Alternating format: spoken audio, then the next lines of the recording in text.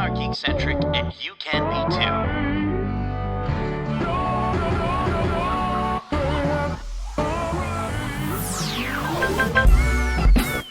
Love ya.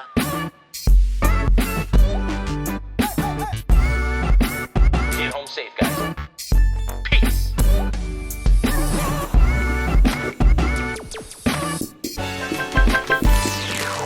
Hey there, geeks. My name is Nate, and welcome to the Geekcentric podcast, and welcome to a very special Behind the Geeks episode for Futurama. Special thanks, as always, to our friends at Disney Studios Canada for these wonderful opportunities to get to talk to the people who create all the geeky things we love. I had the chance to chat with executive producer, showrunner, and co-creator of Futurama, David X. Cohen. This was a delightful conversation where I got to talk to David about what makes the show so special, and why after, all these years, it continues to delight fans, whether they be sci-fi nerds or sci-fi geeks. We talk about the difference between nerds and geeks. And we also discuss ideas for a modern version of a game that David developed in the 80s for the Apple II, which the character Zoidberg was named after. The first episode of Futurama Season 12 is streaming right now on Disney Plus, with new episodes releasing weekly until episode 10, the finale, releases on September 30th. Now, I will mention that my voice in this interview is a bit scratchy, as I had just been recovering from screaming and shouting with pure geeky glee at the Canadian red carpet premiere of Deadpool and Wolverine in Toronto. It was such a wonderful opportunity to take part in that red carpet premiere, and we've got some fantastic interviews celebrating the release of this movie. So you're going to want to check out our socials at We Are Geekcentric on Instagram and Geekcentric YT on X for clips from our chat with, get this, director Sean Levy, Ryan Reynolds, and Hugh Jackman. We talked to all of them. We may have even brought up Star Wars, with Sean getting a little glimpse into what he wants to bring to a galaxy far, far away. So check out all those clips. Also, we've got our other couple interviews on YouTube with executive producer Wendy Jacobson and Rob Delaney, the iconic Peter himself. So you can check those interviews out either, again, on your podcast service of choice or over on YouTube at youtube.com/geekcentric. Lastly, we have our 100% delicious, hot and ready, spoiler-free review for Deadpool and Wolverine that I've heard 4 out of 5 doctors recommend listening to either before or after you've seen the film. And then on Wednesday, we're going to have our spoiler-filled discussion, stuffed like a chimichanga, filled with spoilers. And we talk about all the different surprises from the movie and how we think it fits into the larger MCU. So that's going to come out on Wednesday. And then to hold you over until then, I don't know if you know this, but San Diego Comic-Con happened. And we have an episode out right now recapping all of the mind-blowing announcements from Marvel's Hall H panel at San Diego Comic-Con here on podcast feeds. So, you can listen through our excitement. You can hear all the details recapped by us here at Geekcentric. But listen, dweebs and dorks, you can bite my shiny metal ass. And nerds and fellow geeks, please enjoy this conversation with Futurama co-creator David X. Cohen.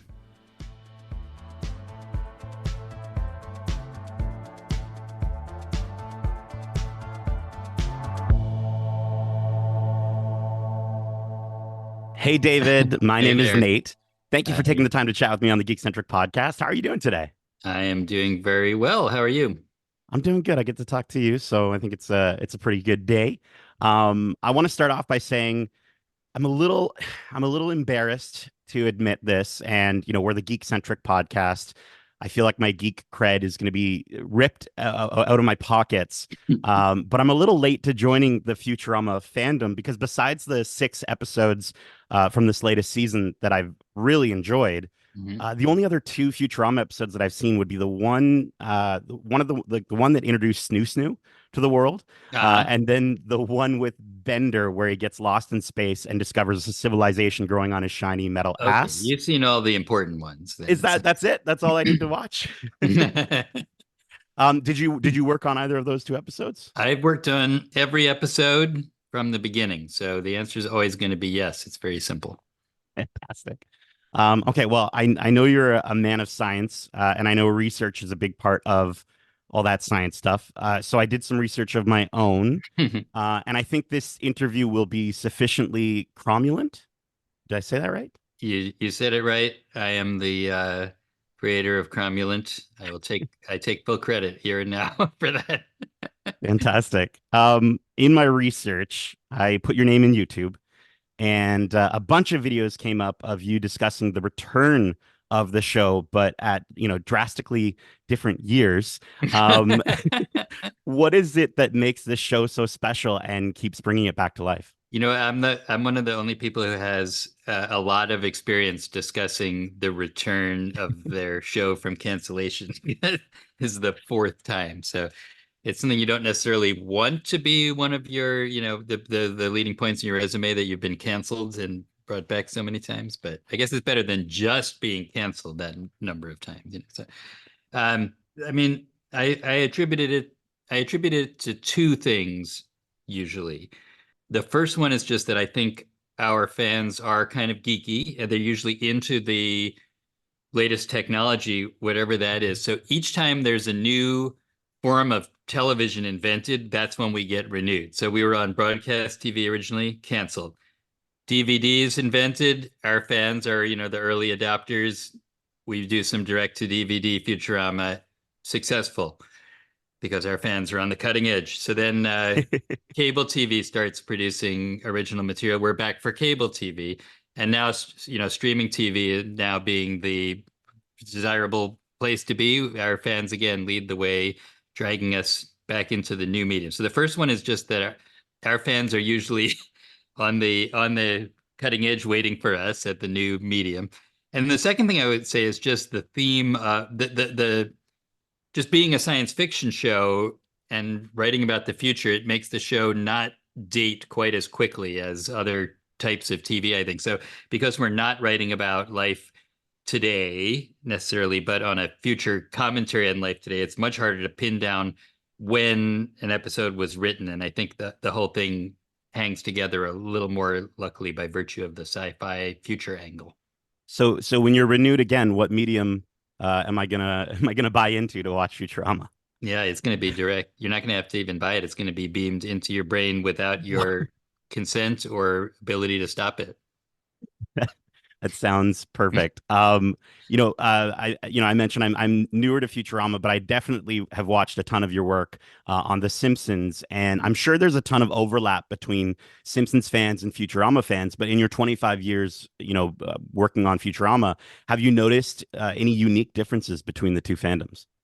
Uh, I mean, I think our Futurama fans are better. I mean, just to give credit where credit is due.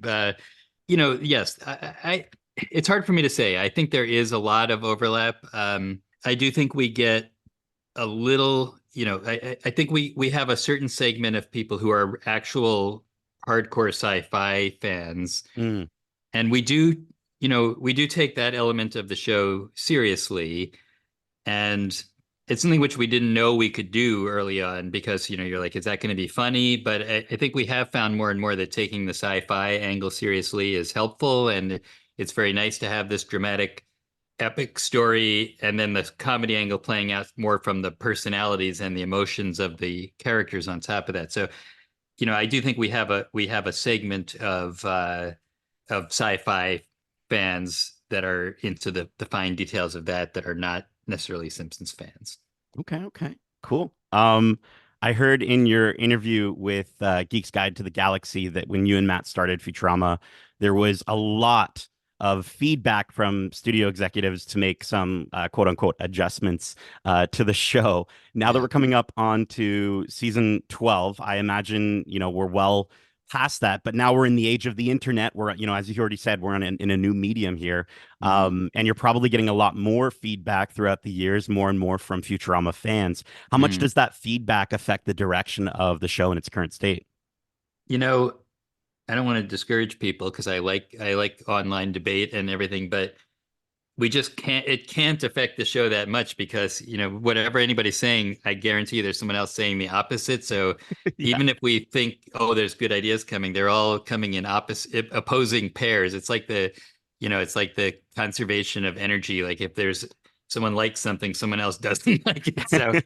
So basically, I mean, I think we try to make the show that we like. I do think we've had the good fortune that many of our writers are back from older episodes, at least, half the current staff, and we've got our voice cast and our animators back. So there's a fair amount of consistency. So I think if you like the show before, hopefully you'll like it now. And, but I encourage people to debate it, but, there's just not a way to take a million conflicting notes, whether they come from the studio or the fans.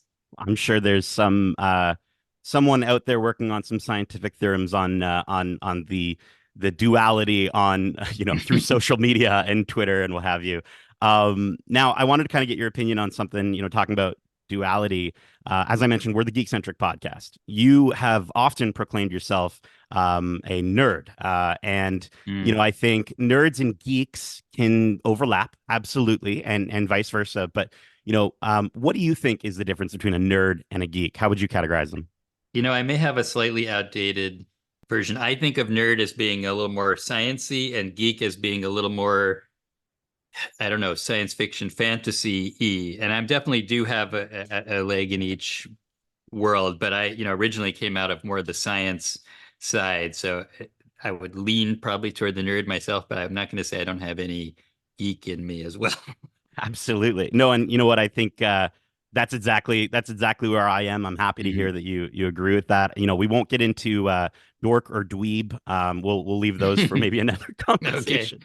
But you mentioned science fiction quite a bit. I'm a big science fiction fan myself, and I also am a big fan of video games. Mhm. I wanted to know, I saw that Zoid is where Zoidberg came from, something I learned Mhm. while I was researching you. And it was a game that you developed for the Apple II in the 80s. I was Mhm. wondering, two questions. Are you still a gamer? And what do you think a modern day Zoid would be like? Well, I'm not really a gamer like right now. I won't say I'm just not up on current stuff, honestly. I was quite into it in the, in the 80s arcade days, Oh honestly. yeah. So I'm more of your retro gamer, but yeah, I spent plenty of time in arcades, and I spent plenty of time trying to make my own computer games on my Apple II computer in the 80s. So I was super into it at the time. So Yeah. Zoid, for anybody who is a retro gamer, uh, I love this very abstract game that was in the arcades in the 80s called Kicks or Quicks, depending on how you want to pronounce it, Oh, it spells with Q-I-Ns, a okay? Q. Yeah. I Um, love that game. so I played that a lot. It was it's very, very difficult, very, very abstract. So that was my main inspiration for Zoid, which was this game where you drew lines around on the board with your little marker, and there were all these like little balls flying around and little spinning stars, and you were trying to trap them. And if you got them in a small area, they would kind of blow up. And if you touch the stars, you would die, the rotating stars. But if you trap them, this bonus multiplier would go up. So that was the gist of it. So it looked kind of like Quicks, but it was a little different in terms of you were trying to trap things rather than fill in areas. Um, so, the modern version of that, it's a little hard. I feel like there aren't a lot of abstract game, much more at that time you had to visualize stuff. So, I assume now it would be more your fencing in some kind of, you know, terrorist aliens with lasers or something, but who are bouncing off the walls. But I don't know. Is there any like real abstract stuff like that now? There's a few out there. Mhm. I think there's a game called Tetris Effect that is Tetris, Right. but like I played it in VR and there's like Hmm. whales flying around. I imagine, your modern day of version of Zoid, I could Hmm. also see some recreational drugs being very Hmm. fun to go along to pair It could with. help, when you're dealing with your old 1 megahertz processor, that would help liven things up probably. For sure, for sure. Okay, cool. And then I did want to ask, we're coming up to season 12. I want to know, what are you most looking forward to fans seeing from this latest season of Futurama? Mhm. I mean, we have a couple of really big episodes right at the beginning of the year. And one thing I like, this is a year where we knew we were coming back. We don't have to do a lot of explaining why we're back or anything this year. So it's kind of right into fun episodes. So right off the bat, we have two of my favorites, which is one where Bender goes back to Mexico because we know he was made in a factory in Mexico, and he meets up with his extended family in this ancient robot village. And I should add that Danny Trejo is playing his cousin, Doblando, Yeah. who shows him around there. So we get to a lot of backstory on Bender, and there's some very either nerdy or geeky stuff in this episode as well for my fellow computer enthusiasts. I won't spoil it too much, but there's a little computer science plays into it, strangely enough. And then the second episode, we go into I'm going to say inspired again, not stealing, ripping off in any way, but inspired by Squid Game. If we have any Squid Game fans out there, we have our version, Quids Game, because the aliens are betting this currency called Quids, you see. Yeah. But yeah, it involves a flashback to Fry's 8th birthday party, and they're replaying all these, Barrel of Monkeys and Pin the Tail on the Donkey and stuff, but to the death this time. Yeah. So it's extremely dramatic. And then for and then just say by the end of the season, we are in the point where at the time we wrote it, we didn't know if we'd be back again for the nth time. So it does get kind of emotional and touching as we get to the end of the season where we thought we might be saying farewell again. And so we have kind of a big Fry Leela romance time angle at the end of the season. So Fantastic. something for Awesome. those people too. Yeah, well, I'm really looking forward to seeing the rest of it. As I mentioned, I've seen 6 episodes. Bonus question, if you don't mind, for listeners, like myself, who maybe haven't really gotten into Futurama yet.